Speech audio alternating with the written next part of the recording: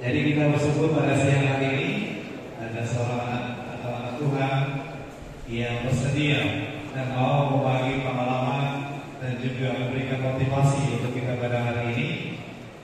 Saya tidak perkenalkan beliau dan tidak memperkenalkan dirinya, siapa dia, bagaimana kehidupannya, baik kerohaniannya, usahanya dan sebagainya. Nanti beliau akan menyampaikan tentang kehidupannya dan keberadaan dan pengalaman kehidupannya. Oleh sebab itu kita akan mulai pertemuan ini atau sesi ini dengan mohon pertolongan Tuhan. Kita akan berdoa, minta Pak Elia mohon kita berdoa untuk sesi ini.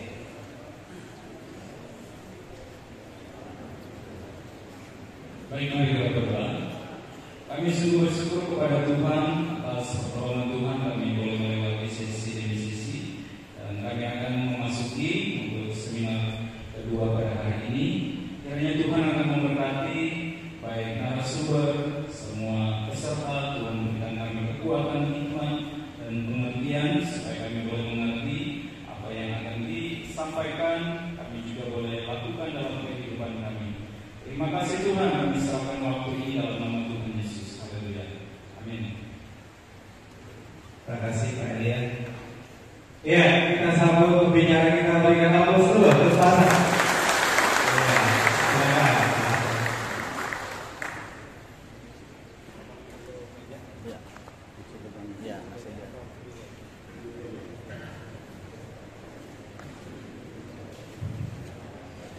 Shalom.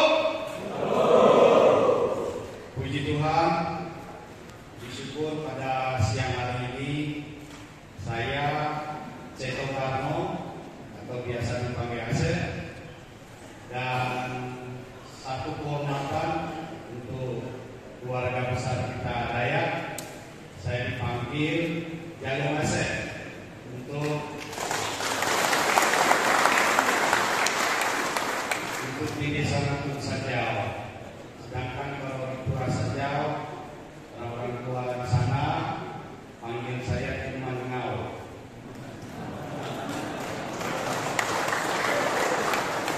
Jadi itulah rasa syukur saya sebagai bentuk kebersamaan, bentuk tali ikatan persaudaraan.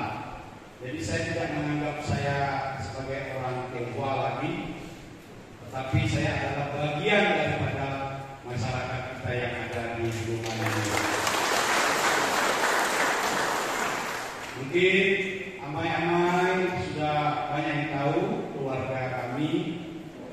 Saya menantunya Pak Mumi, dari istrinya Agustina Wilung, istri saya namanya Ceuli. Jadi itulah sedikit tentang keluarga saya. Nah, pada hari ini saya berdiri di sini sebagai bentuk rasa saya juga ingin berbagi bagaimana kehidupan saya selama saya menjadi seorang Kristen. Ya. Bapak Ibu sekalian yang saya hormati, pada kesempatan yang berbahagia ini, dalam sesi seminar acara berkarya bagi kaum bapak-bapak, saya juga mewakili sebagai seorang bapak. Saya ingin bercerita tentang kerohanian hidup saya. Tahun 2009 adalah tahun yang sangat kelam dalam kehidupan saya. Saya adalah seorang pengusaha yang dulunya dianggap sukses. Di tahun 2000-an sampai 2005, waktu itu umur saya belum 30 tahun. Tetapi puncak karir saya sudah di atas. Banyak pekerjaan-pekerjaan pemerintah, bahkan sampai ratusan miliar pernah saya kerjakan di bidang konstruksi. Nah, sehingga saya merasa sebagai pengusaha muda yang sukses. Waktu itu saya belum beragama Kristen. Dan puncaknya tahun 2009 saya bangkrut, ya, karena mengandalkan kemampuan sendiri, tidak menyertakan Tuhan, karena waktu itu juga belum mengenal Tuhan Yesus. Jadi 2009 saya sakit dikarenakan keuangan ekonomi saya yang punya hutang di bank 15 miliar. Bunganya 1 bulan 1 mobil Avanza. Harga Avanza waktu itu 120 jutaan. Jadi tiap bulan saya keluarkan 1 unit mobil untuk bayar bank. Selama 5 tahun 6,5 miliar uang saya diambil sama bank untuk bayar bunga. Pokoknya yang 15 miliar belum bisa saya bayar. Sehingga saya menjadi orang yang stres-stresnya. Keluarga hampir berantakan. Ya, salah satu pemicu keluarga itu hancur karena ekonomi yang tidak stabil. Ya. Yang dipikir bangun tidur, yang dipikir utang. Mau tidur utang, mau jalan orang kejar kita utang. Itulah yang saya alami bertahun-tahun. Sehingga saya stres karena tidak dengan Tuhan. Saya bergaul, saya dekat dengan yang namanya narkoba. Ekstasi saya sudah makan, sabu juga saya isap. 1 minggu saya bisa habiskan 5 gram. Mungkin di sini ada mantan-mantan narkoba, ya. Isapnya itu mungkin 1 pet itu bisa berhari-hari habis. Saya tidak cukup untuk menghabiskan 1 pet itu, 1 spek dengan orang yang pakai botol Fambo itu, dicairkan itu 1 hari saya bisa habiskan sendiri. Kalau orang lain habiskannya seminggu sampai 2 minggu, saya 1 hari bisa kasih habis. 5 gram itu harganya 10 sampai 15 juta. Ya, kalau kita beli yang paket itu 100-200 ribu, mungkin saya hisap 5-6 kali habis sudah itu. Ya. Jadi saya bisa habiskan itu 1 bulan itu bisa sampai 15 gram, 45 juta. Waktu itu saya bangkrut, tapi saya masih bisa beli itu. Artinya apa? Ada uang masuk, saya tidak pakai untuk usaha, belikan itu dulu. Nah, ini bahaya narkoba. Awalnya coba-coba beli 200, coba enak terus. Karena saya terlena dengan pikiran saya berhutang, ya larinya ke narkoba. Kalau alkohol jangan ditanya. Ya. Pak Elia ini mungkin sudah pernah lihat ruangan bawah tanah kita, tempat kita ibadah, itu ada masih bartendernya, tempat campur-campur alkohol. 1 bulan saya bisa beli 30-40 juta ini dari Surabaya. Macam-macam alkohol yang kelas berat kita minum. Teman banyak, kalau narkoba minum teman banyak. Ya, kita panggil semua datang, sebentar datang. Tapi di saat kita terpuruk, 1 orang teman pun tidak mau datang sama kita.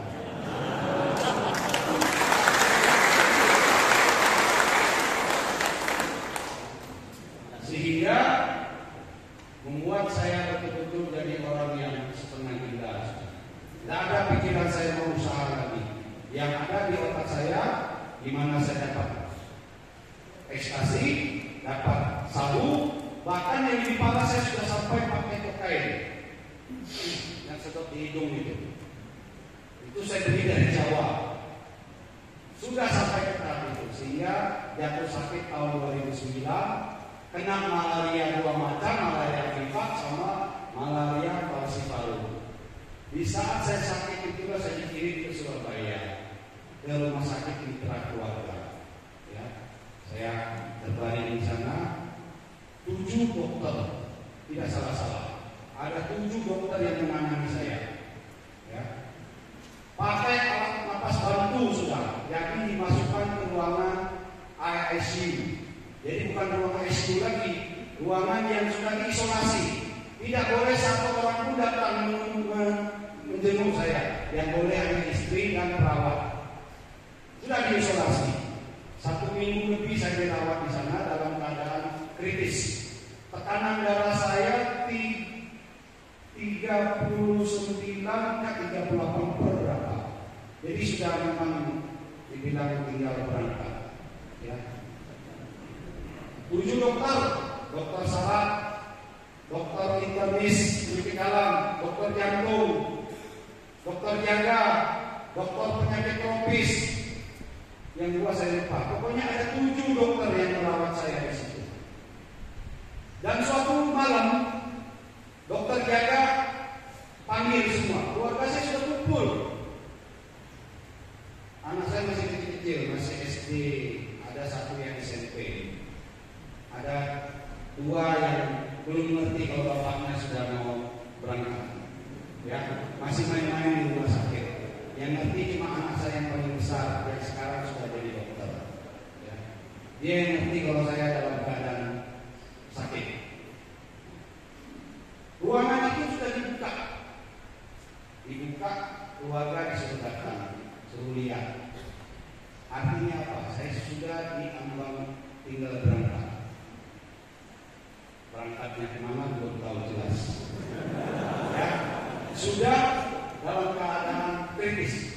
Dan dokter bilang kalau malam ini bapak ini sembuh, bisa lewat dari masa kritis, dia akan selamat. Tapi kalau tidak, ya sudah berangkat. Nah, disitulah kesempatan keluarga.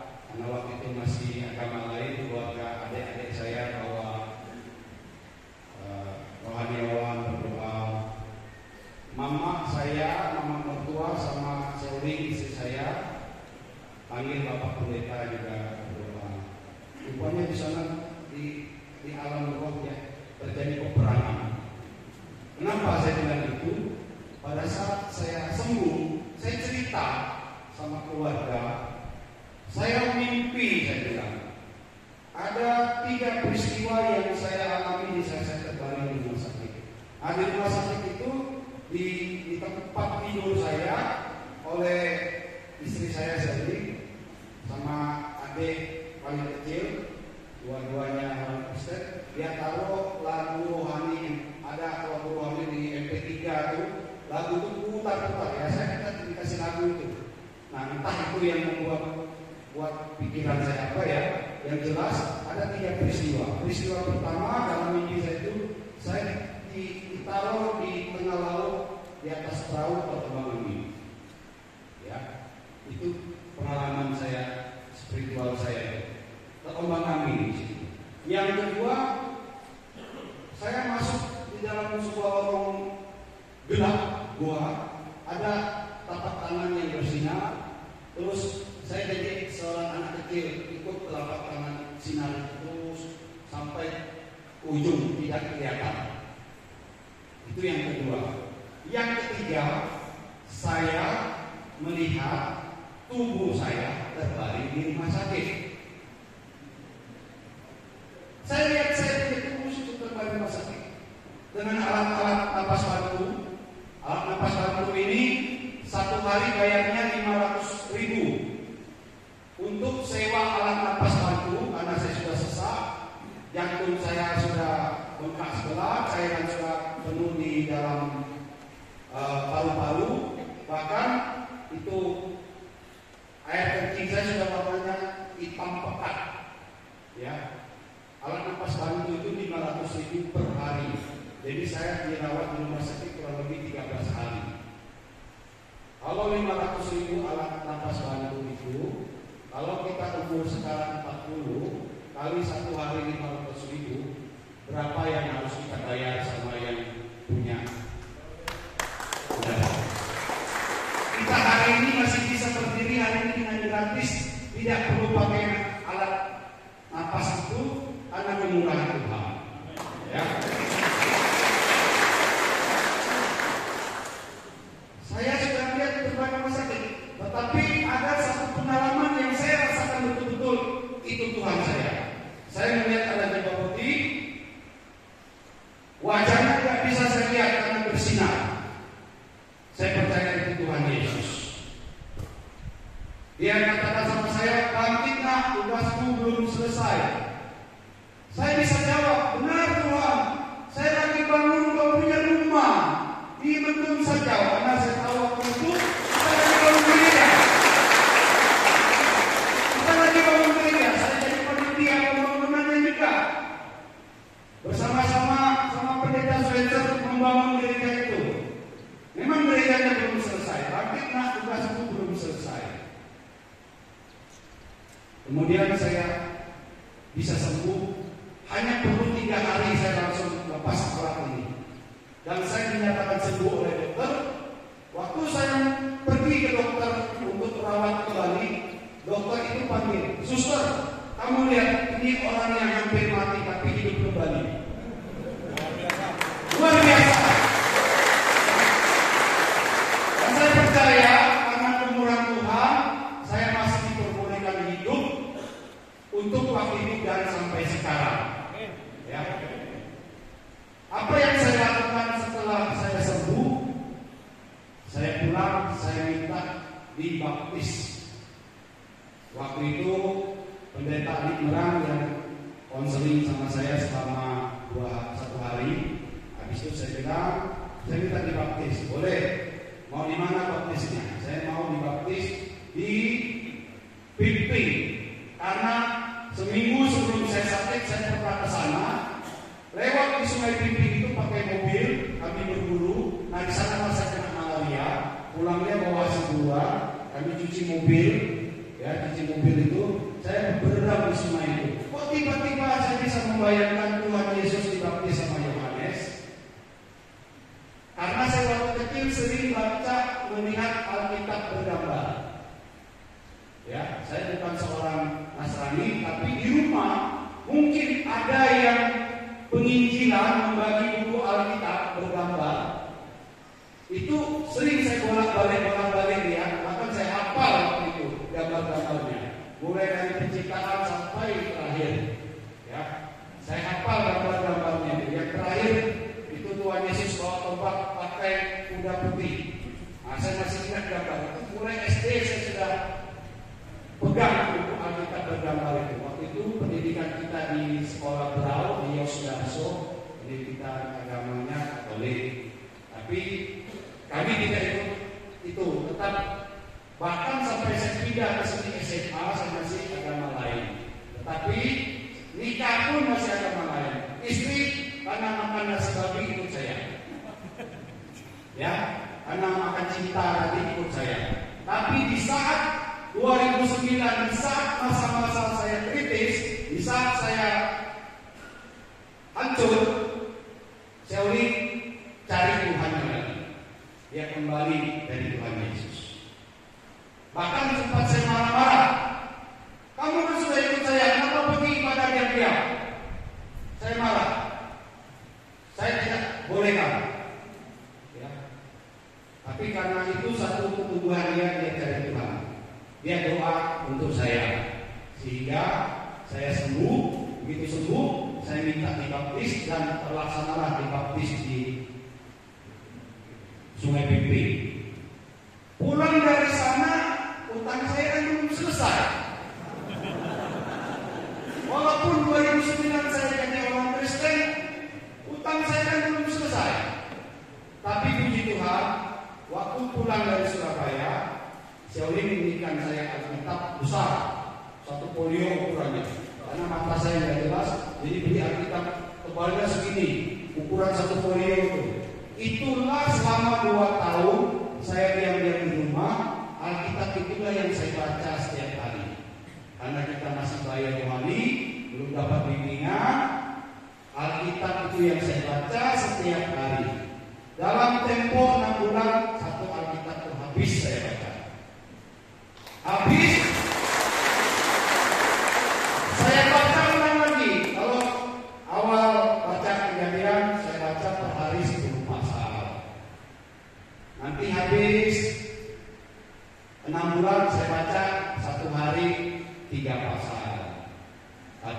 pasal dengan disertai dengan pengertian apa sih maksudnya. Kalau awal itu saya baca ada seperti baca Quran, hanya pengenalan. Ini kejadian baca ini 6 bulan habis. Nah, habis 6 bulan saya baca lagi, kurangi dari 6 jadi 3 pasal. Ya. Setelah 3 pasal, saya beli lagi buku tafsiran seperti pendeta rasanya. Buku tafsiran, konkordasi, saya beli pelan-pelan saya pelajari. Itulah cara saya mengenal Tuhan saya, Yesus Kristus. Kalau kita tidak rajin baca Alkitab, baca firman, bagaimana kita mengenal Tuhan kita? Bagaimana mujizatnya Dia? Bagaimana memberikan kekuatan? Bagaimana janji-janji Dia? Bagaimana larangan-larangan Dia? Semua ada sudah di Alkitab. Ya, jadi hari ini bapak-bapak berkumpul tidak salah menjadi seorang yang strong dan impactful man, menjadi seseorang yang kuat imannya seperti yang disampaikan Pak Yansen pembukaan kemarin, punya kekuatan rohaninya kuat, ekonominya kuat, jiwanya kuat. Itulah yang diharapkan dari seorang pria sejati. Saya kembali lagi, utang saya yang 15 miliar di bank sama di luar ada kurang lebih 4 miliar, berarti ada 19 miliar. Ini belum terbayar, belum lunas. Saya masih dikejar sama bank, dikejar sama bunga, dikejar sama orang. Tetapi dengan adanya Tuhan Yesus di hati saya yakin suatu hari saya bisa bebas dari utang. Akhirnya dengan iman percaya saya kuatkan dengan apa yang saya baca. Salah satunya adalah jangan khawatir, kata Tuhan. Jadi rasa kekhawatiran saya sudah hilang. Ya. Walaupun utang belum selesai, tapi kita percaya Tuhan bisa membantu menyelesaikan. Dan itu bisa saya buktikan. Pertama, saya jual aset saya, rumah sawit yang itu rumah gedongan. Kalau mungkin bagi pengusaha sukses, itu rumah yang paling megah di zaman itu. Saya jual. Kenapa? Dulu-dulunya saya tidak mau jual. Karena saya rasa itu kebanggaan saya, itu keringat saya, itu yang mengangkat saya kalau punya rumah bagus, punya rumah yang mentereng. Tapi hancur-hancuran di dalamnya. Jual kepada PKN. Harganya 4,5 miliar, uangnya tidak saya lihat. Stor bank, sertifikatnya keluar, saya serahkan ke PKN. Yang kedua, tanah saya ada di Telur Pecah, itu 3,6 hektar. Ini lucu lagi. Saya mau cerita pengalaman. Lucunya begini, 3,6 hektar itu saya fotokopi suratnya, bagi-bagi ke teman-teman, suruh jual 1 meter persegi 50.000. Tidak ada yang mau beli. 50.000 tidak ada yang mau beli. Ya sudah, saya, istri saya, anak-anak saya, tiap malam kami mesbah keluarga berdoa, Tuhan kirimkan pembeli yang pantas untuk membeli tanah itu supaya kami bisa bayar hutang.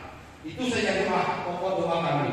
Hampir setiap malam saya bawa anak istri berdoa selama 6 bulan. Baru Tuhan jawab. Yang beli bukan orang lain, PKN tadi yang beli rumah saya. Saya tawari, maukah beli? Saya punya tanah. Karena sebelumnya saya tawari 50.000, tidak ada yang mau beli. Saya tawari PKN. Berapa Bapak mau jual? Kami kebetulan mau untuk perumahan untuk karyawan lagi. Ada Pak, tengah kota bagus, strategis. Berapa Bapak mau jual? Saya iseng-iseng buka harga 250.000 per meter. Ya, padahal saya suruh orang jual bawa fotokopi sertifikat, carilah 50.000, nanti saya kasih komisi. Tidak ada satupun yang kembali kasih laporan, Pak ada peminat. Tiba-tiba si PKN ini, bosnya ini, saya tawari 250.000 Pak. Bisa kurang kah? Ya kurangnya berapa? Kalau 200 boleh kah? Wah cepet jantung saya. 50.000 tidak ada yang mau beli. Kalau 200.000 PKN langsung kirim. Saya yakin percaya bahwa itu bukan digunakan Tuhan tidak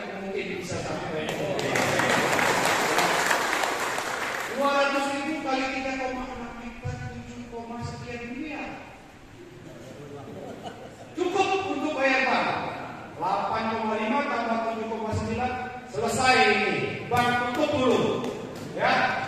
Bahkan ada bonus sisanya saya bisa bayar ke orang lain, tapi di luar saya ada hutang. Saya jual lagi satu bidang tanah saya yang lain untuk tutup. Jadi karena saya sudah kenal firman, jangan berhutang. Kalau perlu kamu datangi orang tersebut, ini Amsal yang bilang ya, datangi orang untuk negosiasi. Buat kesepakatan, setelah sepakat, selesaikan. Saya punya hutang di pemakaman Tionghoa itu 800 juta.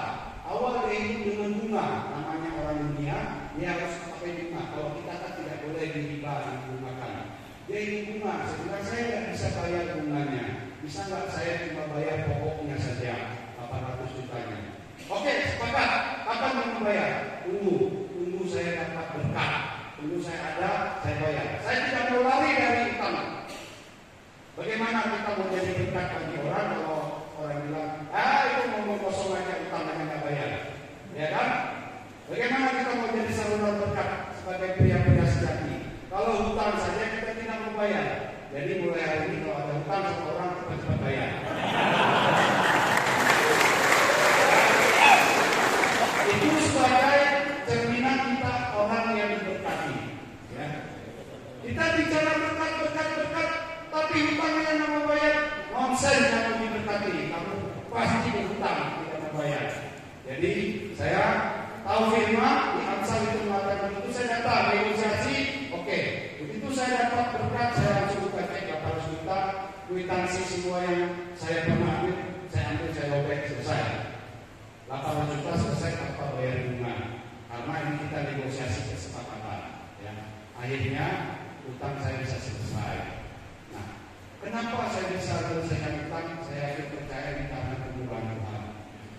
Tuhan itu ternyata menghabiskan yang saya punya yang bukan dari Dia. Ini yang kamu gagah-gagahan itu habiskan. Saya mulai dari minus, ya.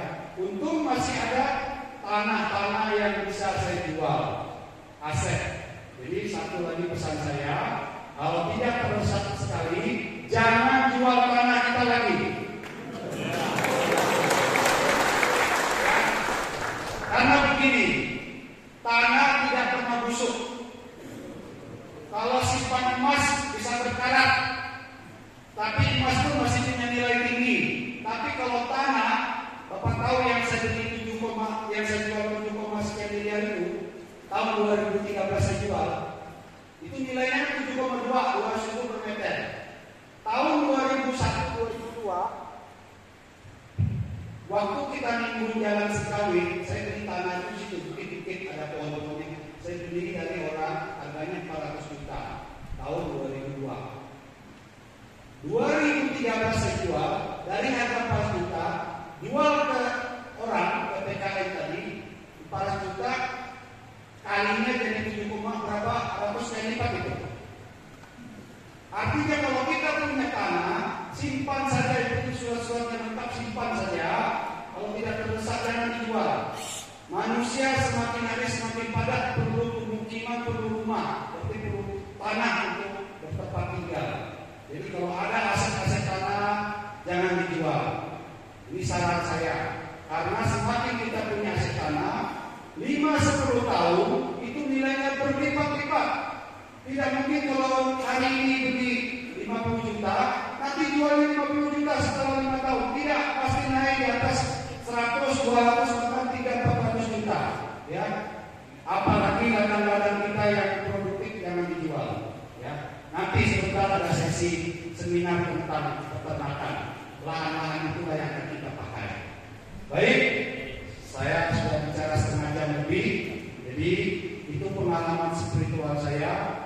Saya harus menjadi pria sejati, pemimpin dalam keluarga.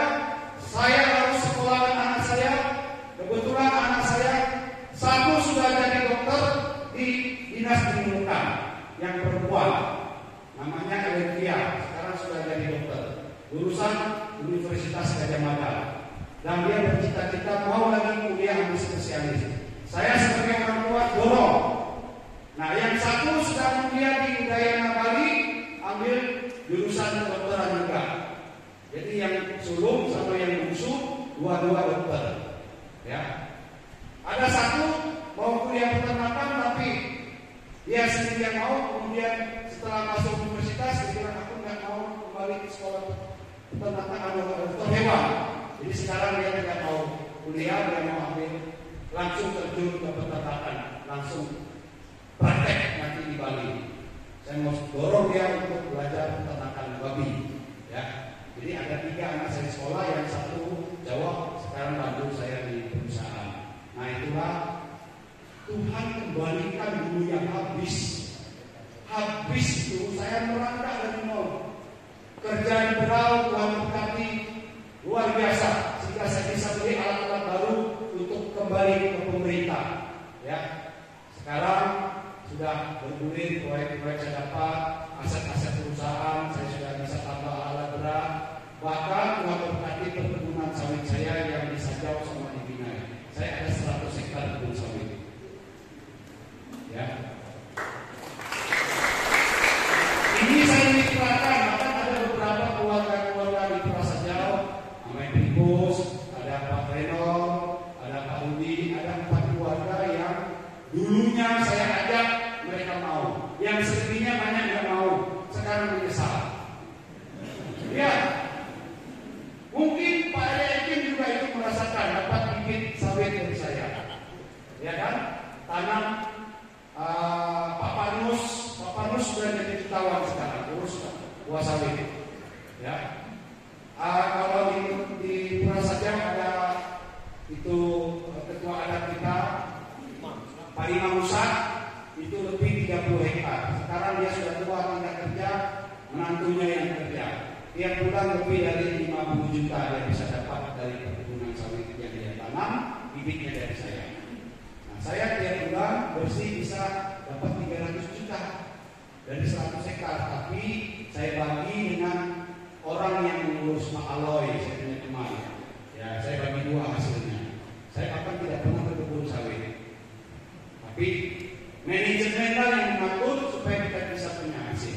Ya, jadi itu sebelumnya tentang usaha saya ada di sektor peternakan, di sektor perkebunan sawit, di sektor konsumsi. Hari ini saya bisa berdiri di sini karena saya punya Tuhan. Dia yang berkati saya punya tugas hanya berdoa dan melayani.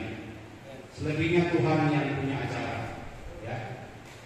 Oleh karena itu, bapak-bapak nanti kalau pulang harus punya bekal membuka wawasan. Salah satunya di sektor peternakan. Nah, ini kita masuk ke sesi peternakan. Ya, saya lanjut langsung. Pada siang hari ini saya akan mau bercerita tentang pengalaman peternakan kami. Bisa langsung aja di sini ya, kita bisa sama-sama ya. Saya punya usaha peternakan kambing. Ya, kenapa saya pilih kambing? Karena saya melihat peluang, terutama di saudara-saudara kita yang Muslim, ya, penduduk kita di Kalimantan Utara bahkan di Kabupaten Bunga mayoritas Muslim ada lebih dari 50%. Mereka punya sunahullah, harus korban tiap tahun kambing, domba atau sapi, dan kalau lahir anak laki-laki harus potong 2 ekor kepala kambing. Ya, kalau lahir anak perempuan akikah itu harus potong 1 ekor kambing. Sementara kambing di Bulungan sampai hari ini masih datangkan dari Pulau Jawa dan Sulawesi. Nah, ini sebuah peluang usaha. Sehingga saya mulai tahun 2021 kemarin mulai buka usaha peternakan semi modern berternak kambing. Mungkin masing-masing bisa tampilkan tentang peternakan kambing, ya. Boleh video singkat boleh, ya.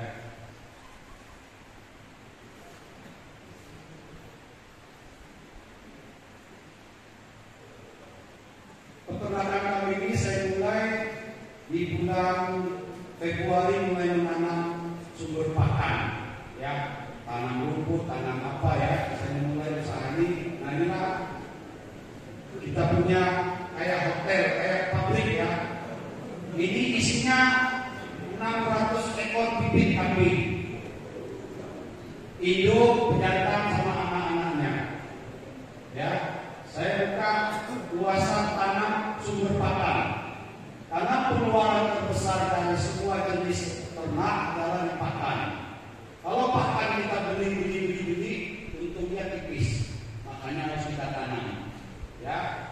Kemudian pola yang saya lakukan adalah pola kemitraan. Jadi saya tidak mau maju sendiri, tidak mau untung sendiri, tapi ini bersifat dengan pola kemitraan. Nah, ini yang sebenarnya sudah pernah dilakukan oleh pemerintah. Pemerintah selalu bagi ternak, nanti dibagi lagi. Tapi masyarakat karena ini tahu punya pemerintah, punyanya rakyat juga, akhirnya ternak-ternaknya itu tidak dikelola dengan baik sehingga banyak yang mati. Ya. Mitra saya sampai hari ini sudah ada 34 di 11 desa. Jadi tiap desa saya buat demplot atau percontohan. Maksud dan tujuan buat demplot supaya masyarakat bisa transfer bagaimana peternak yang baik.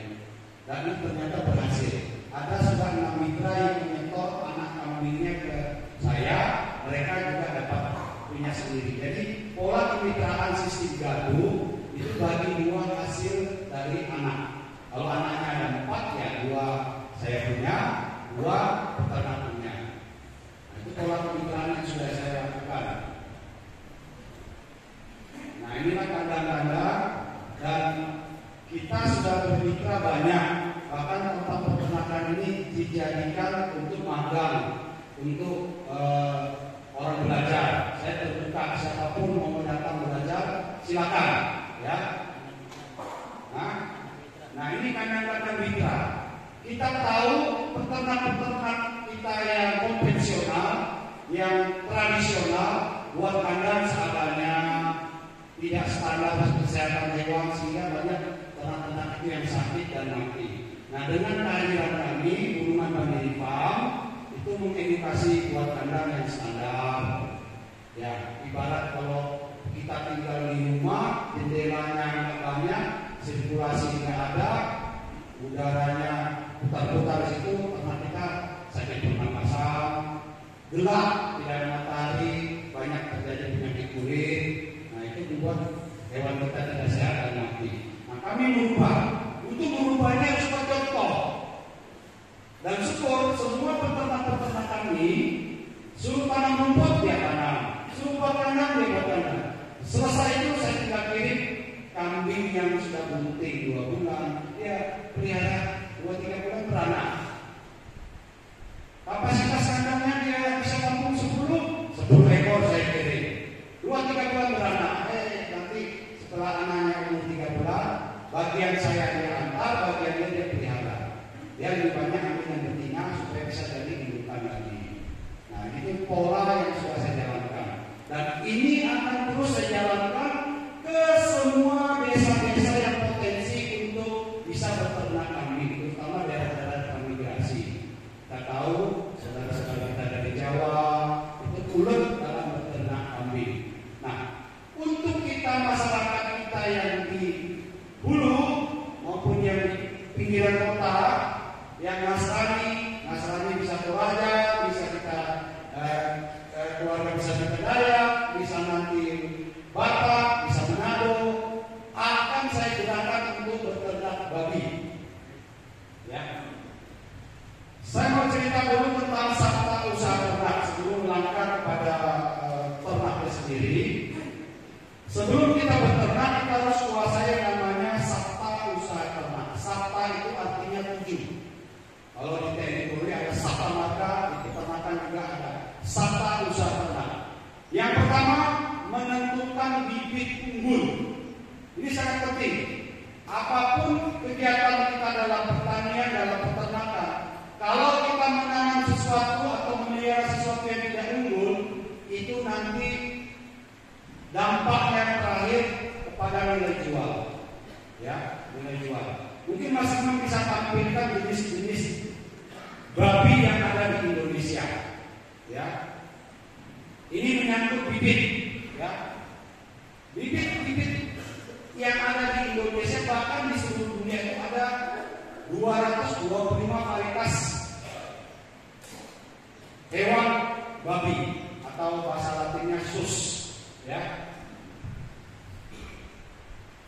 Jenis-jenis babi yang diternak di Indonesia, ya, sangat banyak, tetapi tidak banyak masyarakat mau memilih bibit unggul. Nah, ini kita kenalkan dulu. Kita mungkin sudah banyak yang tahu tentang babi. Babi liar, ini yang biasa kita tebak, ya. Aslinya itu semua babi memang dari babi liar. Nenek moyang awalnya dari babi liar, tapi dengan rekayasa genetik sehingga macam-macam dia bervariasi, ya. Dari babi liar turunnya lagi yang ada di Indonesia ada jenis babi apa ini? Berjanggut, babi putih. Nah, ini beratnya bisa begini, panjang badan 1 sampai 1,5 meter, ya. Beratnya bisa 150 kilo, ya. Nah, terus babi berkutil dari Sulawesi, ya. Nah, lanjut. Nanti ada gambarnya juga. Ini babi Bali. Babi Bali ini adalah keturunan babi American Redfish. Jadi ini yang banyak diternak di Bali. Kita juga suatu hari akan pelihara babi ini, ya. Lanjut dulu. Nah, babi Sumba kecil. Ketaring tapi bulunya kasar, ya. Bobotnya tidak sampai 150, tidak, ya. Terus lagi, semua jenis babi ini adalah babi lokal yang dipelihara durasinya rata-rata 6 sampai 7 bulan, ya kan? 6 sampai 7 bulan. Babi Nias kecil, ini banyak yang dipelihara di NTT sana, mereka pelihara yang ini kecil-kecil. Habis? Nah, tapi ada satu jenis babi tidak ada di negara orang lain. Kalau semua jenis babi ini makanannya macam-macam, tapi ada satu jenis babi yang sangat populer di Indonesia. Babi yang makannya tidak macam-macam, cukup dengan 2 batang lilin. Lihatnya gampang, cepat kaya, tapi beresiko. Jangan ada yang pelihara ini, ya. Jangan sampai ada yang pelihara babi ini, ya. Nah, supaya tidak ngantuk, ya.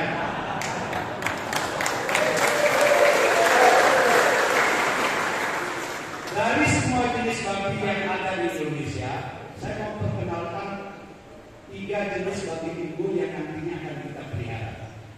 Mungkin Mas Imam bisa tampilkan babi American Redfish. Nah, inilah yang diternak di Bali.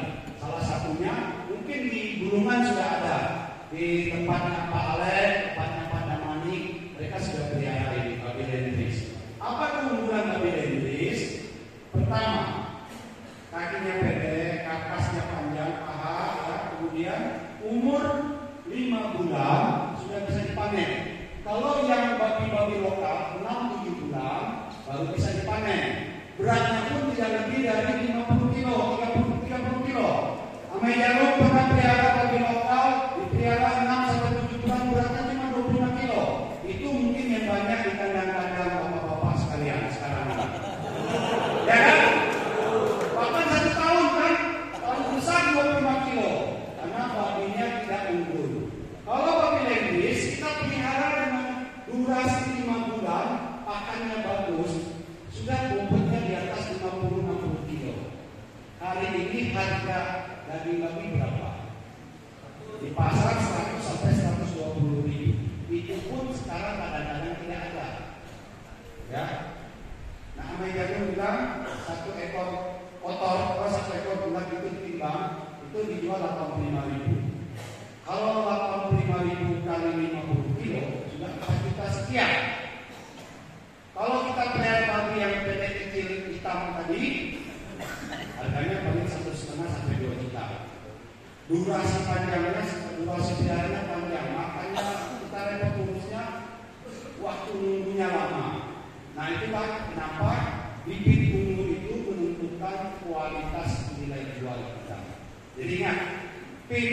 peternak yang punya bibit unggul supaya kita harga jualnya bagus, cepat dan dapat jadi uang. Itulah sebagai pebisnis harus seperti itu, ya. Bibit unggul. Yang kedua adalah sumber pakan yang berkualitas.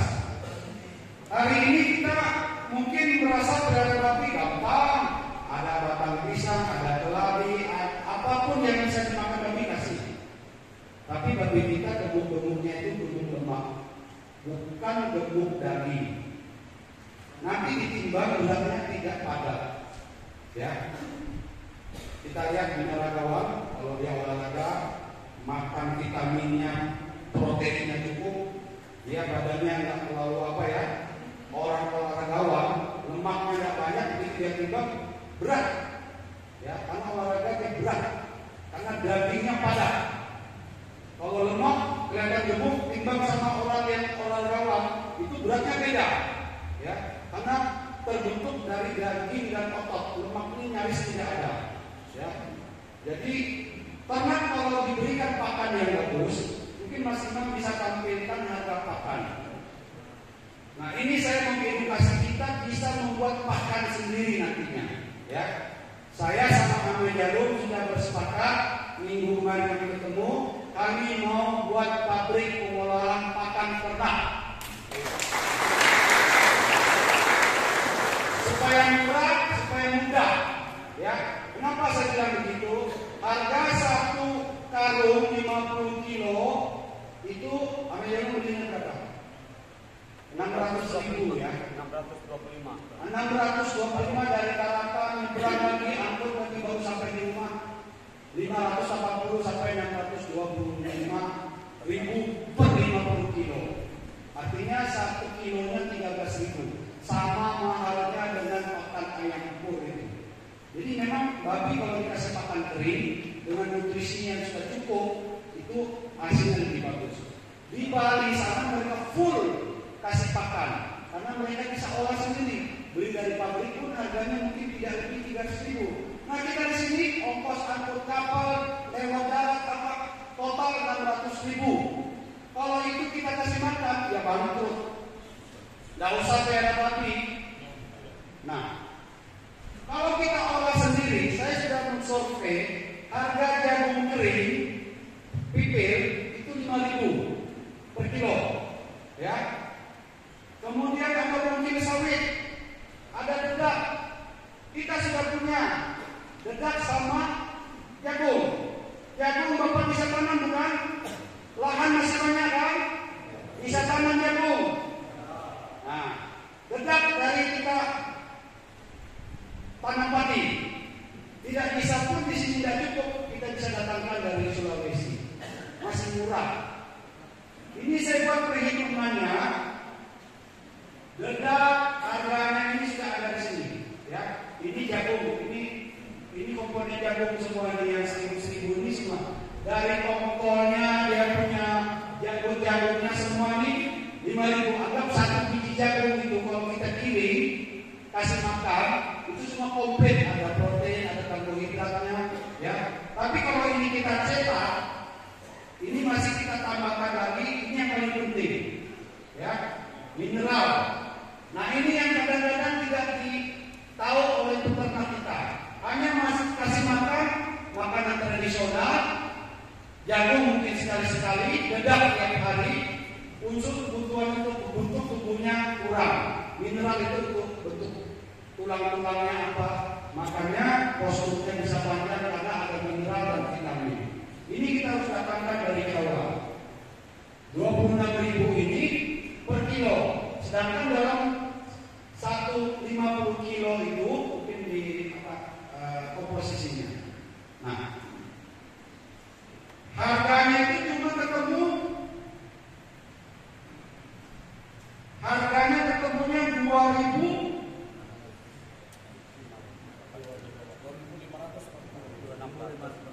2.500 saja kalau kita buat sendiri.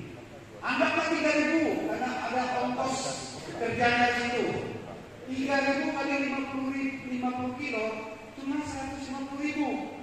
Kami Jarum beli 600. Berapa jauhnya ini? Makanya nanti dengan adanya kita buat pabrik, pakan itu bisa masyarakat dapatkan. Kalau nanti bapak-bapak juga bisa menyiapkannya sendiri, bukit sawit belinya nanti dari Wahau, ya, karena di tempat kita walaupun ada pabrik sawit, mereka tidak ada menghasilkan bukit, ya. Ada satu macam olahan limbahnya itu apa? Bukan bukit itu yang kayak tanah itu ya, solid. Nah itu bisa juga untuk ternak, tapi kalau enggak dibuat campur yang bagus, hewan kita mixed karena itu tinggi sekali kadar minyaknya. Jadi bagus dari bukit sawit yang sudah ada komposisinya, ya. Bukit sawit datang dari luar, bedak kita punya, jagung kita punya, mineral kita beli dari luar, tinggal datang mesin kita cetak, jadilah dia pakan ternak kering. Berapa kebutuhan makan? Kalau dia masih kecil 0,5 kilo, kalau sudah agak besar 1 kilo, mau untuk penggemukan 2 sampai 3 kilo.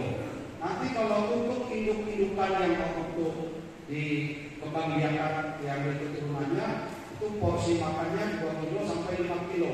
Bisa dia menyusui, kita harus kasih dia full makanan, ya. 5 kilo itu supaya anak-anaknya terjamin air susunya. Jadi di saat dia menyusui, porsi makannya harus lebih banyak dari porsi normal. Nah itu, jadi pakan itu menentukan keuntungan kita. Oleh karena itu nanti kalau ada program yang bisa dimulai, kita harus menanam, ya. Yang ketiga adalah kandang. Bisa ditampilkan kandangnya apa dulu? Ya. Amai yang kedua. Beliau ini waktu datang ke peternakan saya mau bercerita kambing, tapi nanti beliau yang kasih. Saya minta beliau datang ke dia sendiri. Bercerita dulu, ya. Jadi kami kolaborasi, ya. Cerita dulu pengalaman waktu datang ke peternakan. Boleh. Ya sebelum tampilkan biar kasih 5 menit.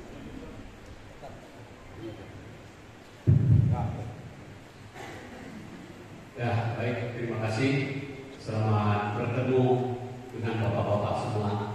Dan saya sampai ke sini dibawa oleh bos kita Asep karena mau mengajak kita untuk memotivasi masyarakat kita, terutama kita yang Nasrani.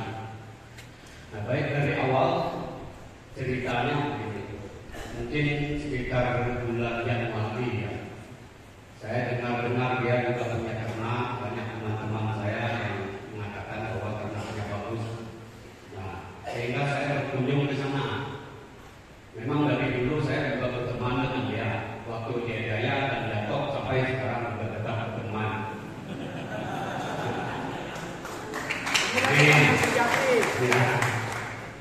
Nah, saya jalan ke ternak pas dia ada di sana.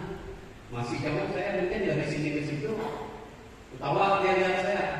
Mau apa? Mau ikut bos ternak kami. Ketawa dia. Kalau dia lihat sama dia berdoa nih, nggak cocok menurut dia kami. Langsung luntur saya. Belum kemudian kita lakukan. Belum membuat belum dibuat kebun untuk makanan. Nah, berpikir oleh saya sendiri, kebun buah saya sudah tidak terurus, mau kebun rumput apa? Itu satu. Ini juga mayoritas mungkin ya kita wilayah ini. Nah, belum tinggal lakunya, tinggal laku kami ini barang baru yang kita harus pelajari dari nol lagi. Apa dia suka, bagaimana makanannya, apa penyakitnya, itu yang kita harus pelajari lagi. Nah, saya pikir dia bilang babi kamu cocok, betul juga begitu. Karena setiap tahun nggak pernah saya fokus piara babi, tapi babi-babi dari nenek moyang lah. Ya, 1-2 ekor tiap tahun. Babi kita, ini babi kampung ini, tiap pagi belum kita bangun dia sudah teriak. Si teman kita, sore pun gitu teriak.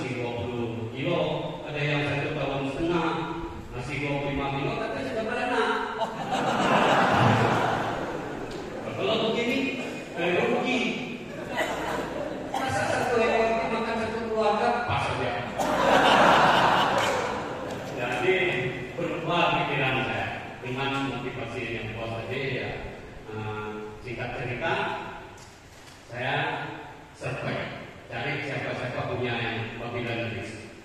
Jadi survei ternyata ada beberapa teman di Tanjung ini yang punya. Jadi saya booking, masalahnya itu sudah saya booking. Itu pun banyak yang saya dapat. Duluan udah orang booking. Jadi saya buat kandangnya. Saya belajar dari YouTube. Jadi sekarang ini, jadi sekarang ini tidak susah lagi kita banyak YouTube tempat kita belajar. Nah inilah saya bangun kandang, mulai bulan Maret saya bangun kandang. Maksud saya mau bangun di kebun, tapi karena ini formula, jadi tidak boleh jauh-jauh dari rumah. Jadi saya bangun dulu di dekat rumah dan yang kelihatannya memberi sandar. Memang saya perlu begitu itu supaya dia bisa yakin bahwa saya sungguh-sungguh. Jadi saya usaha juga buat bagaimana sebaiknya. Nah, pas kata bungkus kita jalan, pas kami buat dekatan nunggu, pas sudah saya buat tangan, ya pak, ya, jadi nama bos, tunjukkan yang dari Bani. Belum dia tahu punya, bilang dalam hati. Bulan itu saya posting di Facebook, langsung dia tahu, langsung dia datang ke rumah. Inilah bos kita nih, langsung betul-betul dia peduli. Jadi ini pas saya kasih makan nih, jadi masih banyak tahan.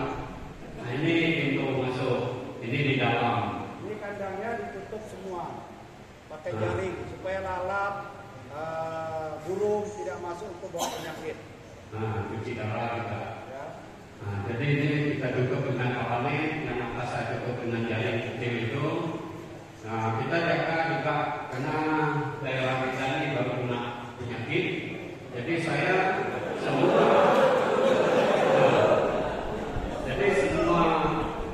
air untuk cuci itu masih menggunakan PDAM. Saya belum berani menggunakan air sungai kita.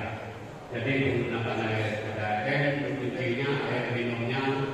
Nah, ini udah minum di keran. Itu pakai nepal sudah itu. Pakai nepal juga. Jadi tidak pakai air minum. Karena kalau pakai air minum di tempat makan tuh dia ingat dia minum juga. Becek kan? Ya. Kotor. Ini, nah, jadi inilah cerita singkat. Inilah cerita singkat dari usaha saya. Jadi ini juga kita buat saluran pembuangan, buat profil atau septic tank untuk pembuangan kotoran. Jadi kotoran kita tidak buang keluar, kita tidak buang ke sungai, kita buang ke septic tank. Jadi supaya nanti dari pemerintah pun tetap mendukung kita punya usaha. Inilah usaha kita yang untuk membuka. Jadi tujuan saya untuk memotivasi kita semua. Dan bos kita sekarang siap mendukung, baik dari segi pakan maupun bibit. Memang yang kesulitan pertama itu bibit, yang kedua pakan. Jadi untuk mengimbangi perkembangan, sehingga saya tetap berusaha memesan pakan dari Surabaya untuk sekarang. Tapi itu tidak 100%. Itu mungkin saya kumpul kasih setiap kali kasih makan itu 25% ya. Masih kurang, ya. mahal nggak mau kasih banyak-banyak. Ya, nah timbul dari Depos ini membawa kita membuka pabrik pakan itu lebih bagus karena saya juga terpikir makanan pokok babi ini jagung. Jadi kalau menurut orang yang melihara di Bali ini kalau makanan pokok jagung itu dia dagingnya bagus, jagung. Jadi kalau kita di daerah kita kan sudah jagung banyak. Nah, tinggal kita tambah lemak, tambah protein, tambah vitamin. Ini yang harus kasih tahu tadi ini ada ponakannya dari perkenalan. Ini siap untuk memposisikan campuran-campuran dengan kita. Nah mungkin singkat ini dulu. Mungkin bos bisa teruskan. Terima kasih. Halo. Ya. Ini aja ya. Tes ini aja bersama. Jadi itu tadi saya bawa meja dulu untuk testimoni bagaimana beliau memulai sebuah sebuah usaha peternakan yang semi modern. Ya, inilah yang ingin saya sampaikan ke kita, merubah pola atau mindset kita dalam beternak. Jadi segala sesuatu kalau diusahakan dengan asal-asalan, hasilnya juga tidak maksimal. Oleh karena itu, kalau nanti sudah terjun ke usaha peternakan yang lebih semi modern, walaupun kandang atau populasinya satu keluarga pelihara mungkin 5-10 ekor, ya kandangnya nggak usah seperti yang meja buat. Tapi kalau untuk pembibitan itu wajib buat yang seperti Ameja punya konsep, ya. Jadi bibit kandang. Kalau bibit babi tadi ada 3 macam jenis bibit, sudah ditampilkan tadi, ya.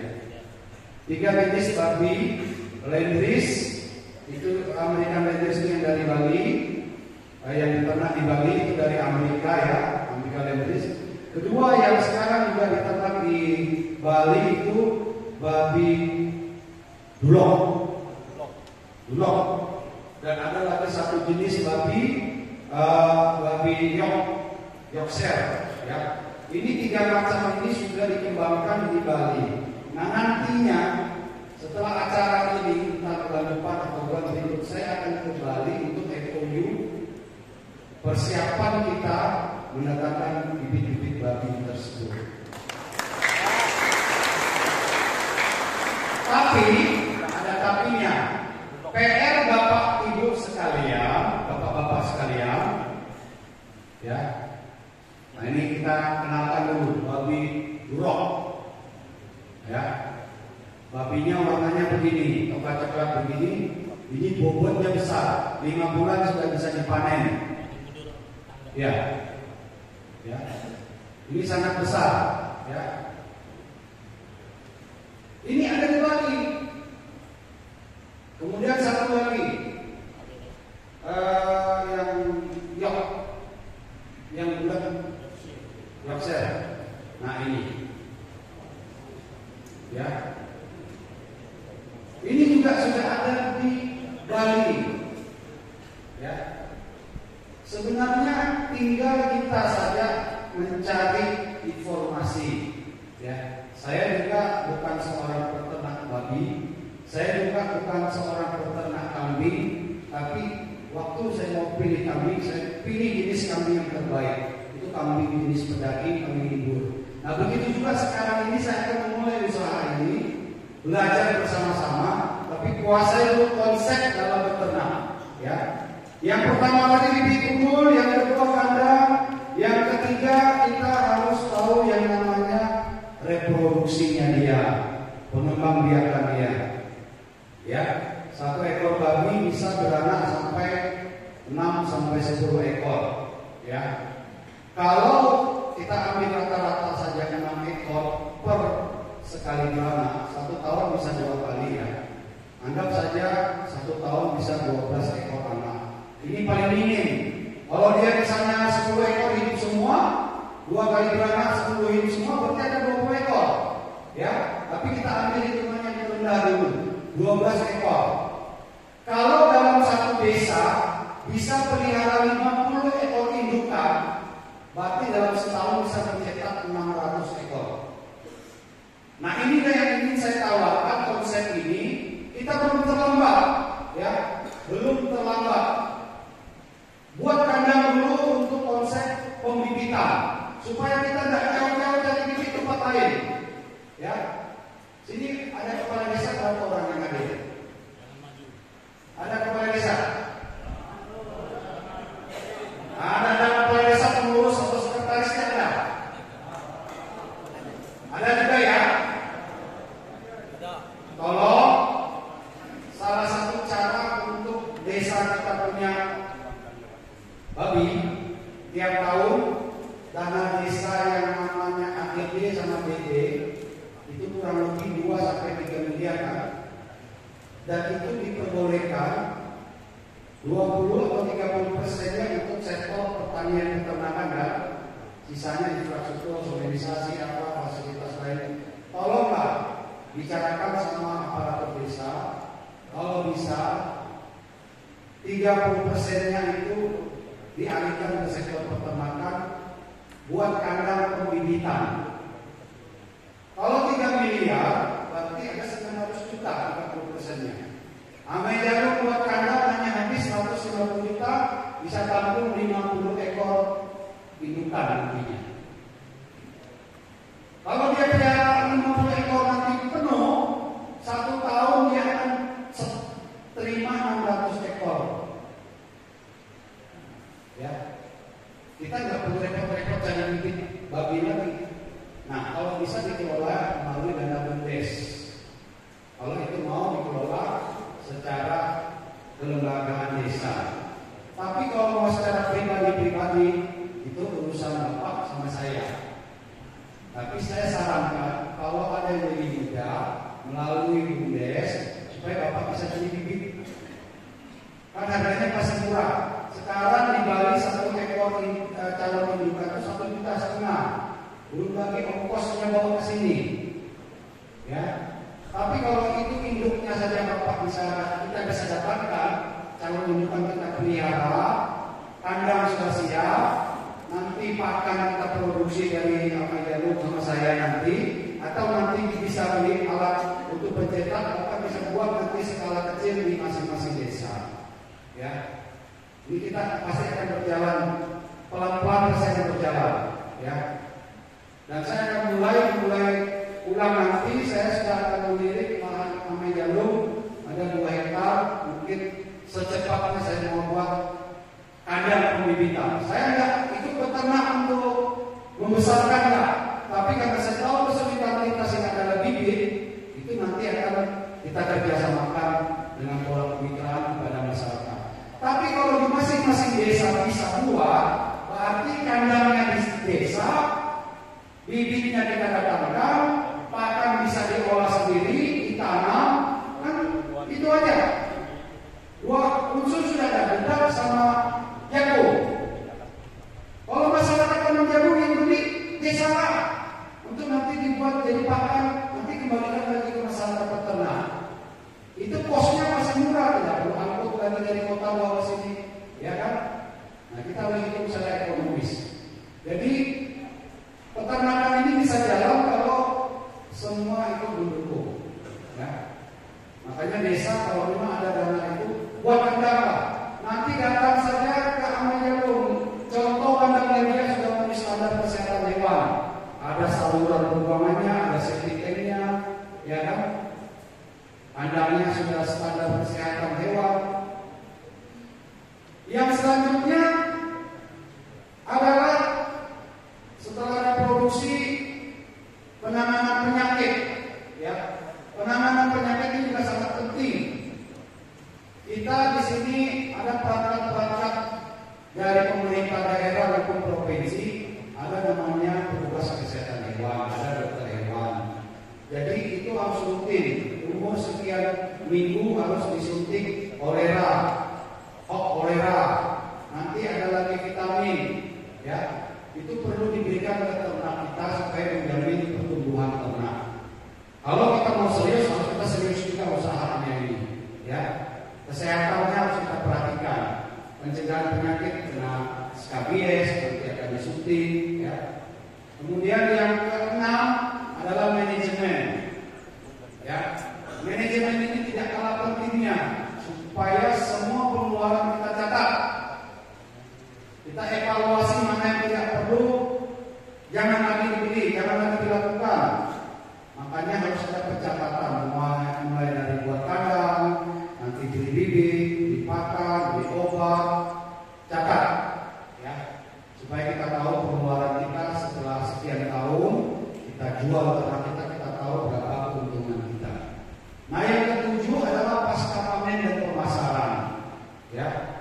Tadi sudah saya singgung di awal, harga per kilo mentahnya itu, per ekornya itu, per kilonya 85.000. Bulat, kita beli utuh 85. Kalau dia 50 kilo dengan 25 bulan pelihara sudah 4 juta.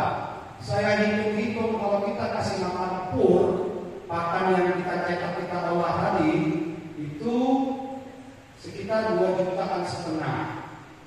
Kalau full kita cetakan ya. Kalau jualnya 4,5 juta, kita beli bibit. Kalau bibitnya nanti sudah ada di kampung, anggaplah bibit itu kalau di Bali sana 1 juta sana, di kampung karena kita punya sendiri, desanya sendiri mungkin bisa 500.000 per ekor. Berarti paling banyak kita keluarkan pengeluaran itu 3 juta. Kalau jual 4,5 juta berarti akan untung 1,5 juta per ekor. Itu sangat luar biasa. Ya, lebih bagus piara itu daripada piara kambing. Ya, karena jumlah anaknya lebih banyak. Kalau kambing paling banyak 2 atau 3. Nah kalau babi bisa 6 sampai 10. Ya, jadi itu perbedaannya. Kemudian mudah kita pelihara karena ini merupakan kearifan lokal kita. Kita sudah tidak perlu dikenalkan lagi sama yang namanya babi. Sudah biasa pelihara, bahkan sudah biasa kita makan. Cuma karena sekarang babi nggak ada, kita nggak makan babi. Karena babi susah, babi hutan pun susah dicari. Ya, nah ini sebagai ekonomi penggerak kita di dalam keluarga. Kalau ekonomi kita kuat, pasti kesejahteraan keluarga terjamin, anak-anak kita bisa sekolah lebih tinggi. Ya, oleh karena itu peranan sebagai seorang pria sejati, sebagai seorang bapak yang punya power, kekuatan dan berdampak bagi keluarga. Salah satunya di usaha peternakan babi. Karena ini mudah dan bisa kita lakukan.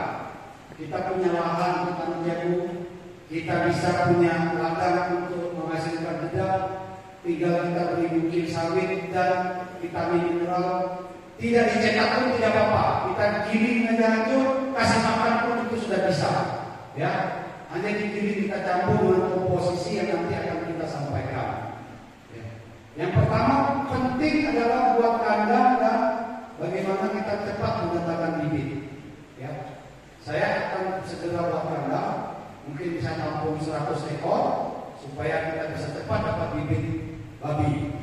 Kalau mau cepat, ya kita per desa bisa beli. Nanti sama-sama saya ketemu sama orang di Bali, bagaimana kita angkutnya. Gunakan dana DD, ADD, atau dana pokirnya orang-orang kita yang Nasrani. Di Gunungan ini berapa yang orang Nasrani? Yang anggota dewan dari kabupaten atau provinsi? 20 kan? Nah itu kan dana pokirnya bisa kita minta. Apalagi ini tidak lama mau pilkada. Mana? Caleg. Buat kontrak politik. Buat kontrak politik supaya nanti dana pokoknya untuk datangkan bibit babi. Setuju kan? Jadi bagi para caleg-caleg ini sebuah pertimbangan. Ya. Saya hanya memberikan sebuah wawasan. Yang jelas saya mau konsen sekarang di dunia peternakan babi. Jadi tugas bapak-bapak yang sekarang hadir, sampaikan ini, sosialisasikan ini ke tingkat desa. Kalau memang ada dana DD, ADD, buatlah kandang dulu. Nanti bibitnya kita yang support. Ya. Saya akan mencoba juga cari peluang-peluang dari semua pihak, termasuk pemangku kebijakan kita, bupati, wakil bupati, gubernur, wakil gubernur, boleh sering nanti untuk bantu bibit babi. Kalau tidak, saya sendiri yang akan pelihara sama Ame Jalu. Ya, cuma ini perlu waktu. Kami harus buat kandang, datangkan, ya, tidak kurang 1,5 miliar lah harus terjun di situ. Ya. Buat gedungnya, buat gudangnya, gudang untuk nampung kita nanti mau giling itu. Kalau 100 ekor kali 1,5 juta sudah 1,5 juta. 100 ekor. Itu belum sampai di sini, masih di Bali. Anggotnya ke sini minimal 1 ekor 500.000. Berarti 2 juta. Kalau 100 ekor sudah 2 miliar untuk datangkan babi ini saja. Kalau bapak-bapak pelihara babi ada 30 ekor, ini kita beranak-anak ya. Satu kepala keluarga punya 30 ekor saja. Kali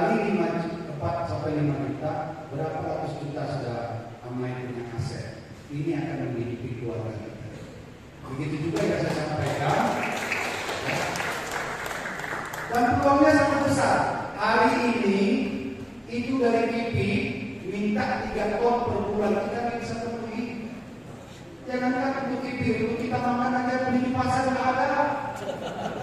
Minggu kemarin saya cek ke pasar 4 hari yang lalu, nggak ada orang jual daging babi.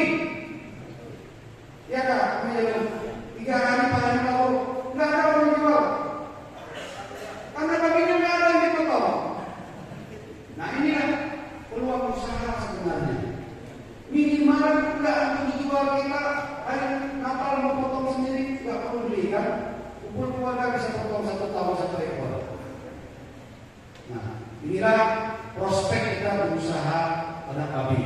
Ya, jadi bagi bapak-bapak ibu yang berminat, buat kelompok, buat peternaknya untuk pembibitan dulu.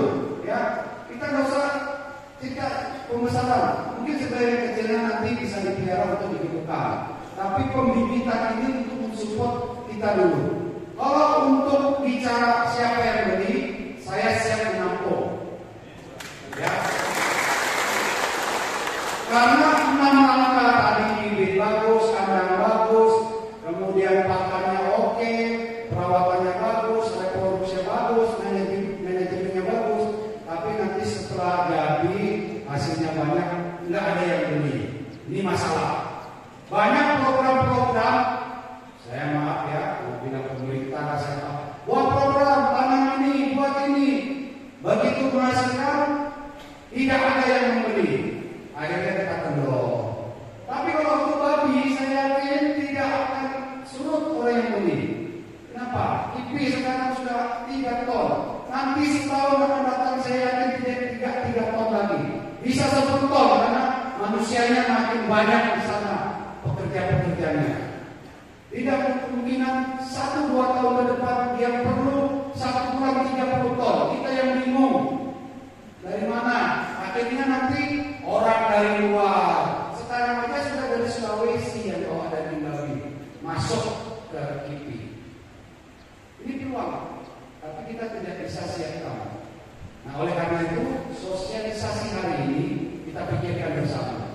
Tiap desa marah satu buat 1 lokasi pembibitan. Babinya nanti kita kirim.